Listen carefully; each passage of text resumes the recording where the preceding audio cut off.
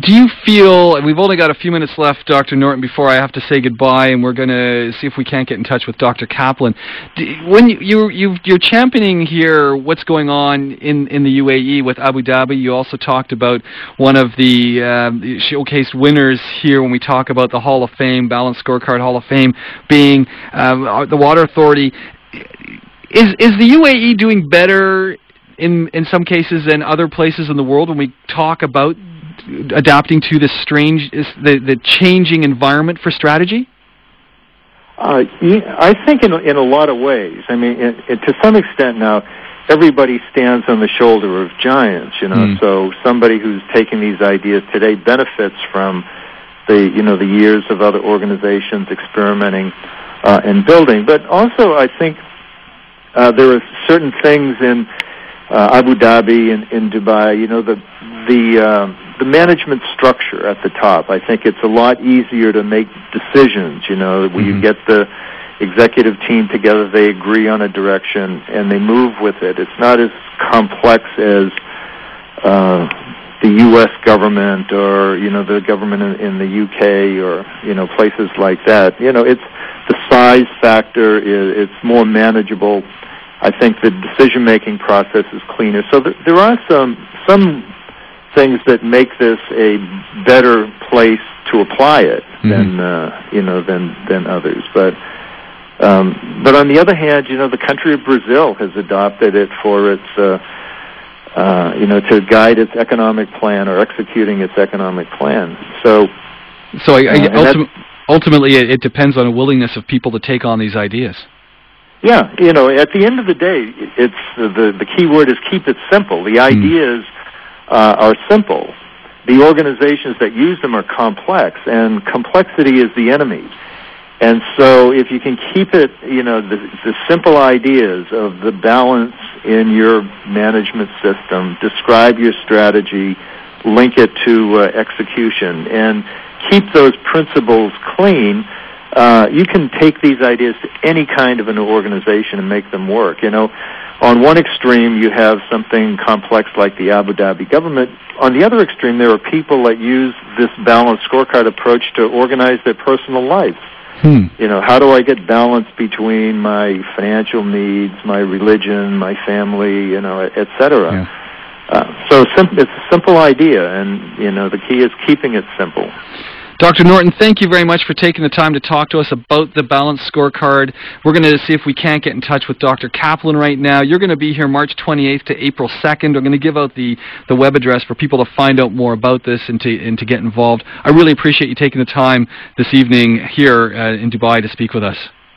Great. Thank you. Have a great night. Thank you.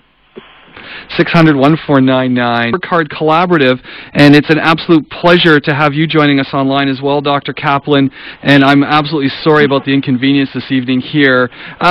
My question, we were talking with Dr. Norton just now, and he was talking about this whole idea when we talk about the Balanced Scorecard, that it's simplicity, it's application of simplicity in complex organizations. And my question, and I'm hoping you can help me work through it, is, well, if this is the case, is this also being taught in our schools? Are we taking this back to our MBAs, back to our business schools, and applying these same concepts? Yeah, many schools are teaching it, and I know that because I hear from students around the world who have projects that have been assigned, and they're asking for my assistance, which, of course, given all the other demands of my time, I can't do, but it's a pretty good signal about how much teaching is going on. And at conferences, I run into many managers who will say, yes, I studied this at school. So it does seem to be an approach that has been proven in practice and is making its way through the curriculum. Do you think it's equally applicable, as we've been talking about here in Dubai, as it is in America, as it is in Brazil? Is this sort of a universal approach? Yeah, no, it's generic, and Dave may have mentioned the Hall of Fame, where we induct enterprises from around the world to satisfy the two criteria. First, that they're using the approach consistent with the way Norton and I have articulated it, and second, that it's delivering results for them. And last year we had our first Hall of Fame entry from Dubai, and we know there's just a huge amount of activity. I've been coming there for 8 or 9 years, and it's always have large audiences and actually very well informed and thoughtful audiences who are reading about the approach and thinking about how it does apply. So it's a universal management issue about how to communicate strategy to employees and how do we engage employees to help in the execution of that strategy on a day-by-day basis. One of the keys to this platform of thinking is effective leadership. Can you talk a little bit about that and how the balanced scorecard works in with leadership? Well, it's more almost the other way. That it works both ways. But the most critical ingredient for successful implementation is leadership. And when people say, what are the barriers that occur, by far the largest barrier and the reason for failure in implementing the approach is the lack of strong leadership in organizations. Those organizations view it's brought in through a middle management team, finance or human resources or IT, but it never engages the senior executive team actively in using the scorecard to describe and communicate and evaluate its strategy. So so it's certainly necessary.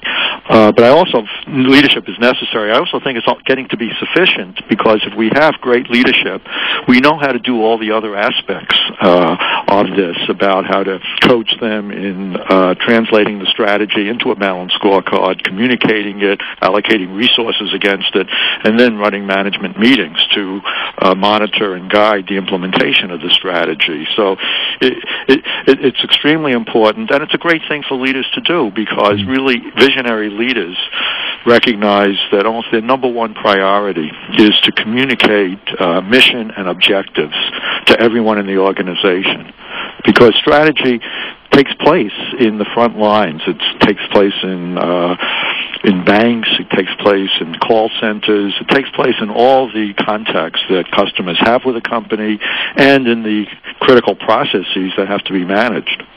Is there any scenario you can think of where someone might be skeptical looking at this, saying, "Hey, I've read Porter, I've gone through the blue ocean strategies and whatnot. Why this? Why the balanced scorecard?" Well, given that the people have made that investment in Porter or Blue Ocean or Gary Hamel or Clay Christensen, any of the strategy thought leaders, the next stage is, okay, I have a strategy, but how do I execute it? And so our approach is actually downstream from the strategy formulation. And I was joking about this with the formulators of the Blue Ocean strategy, John Kim, and I said, the issue is, you're competing in a red ocean with Michael Porter and Clay Christensen and Gary Hamel. That Dave Norton and I are actually in the blue ocean, because we're the only management tool to take a strategy, however formulated, and make it and execute it, make it happen. So we're just downstream from the strategy formulation process and we provide the strategy execution process. Who ultimately is it the leadership of companies or senior management of government that you ultimately would benefit from this, or is it a complete spectrum of the organization that might get involved in this kind of everybody benefits from it. The whole organization benefits by being more effective. This is a powerful leadership tool for the senior executive team of either private or public sector organizations. But employees benefit because it answers two very important questions for every employee. One is, does my organization have a sensible and coherent strategy for long-term success? And two is, what role does my coming to work each day play in the success of that strategy?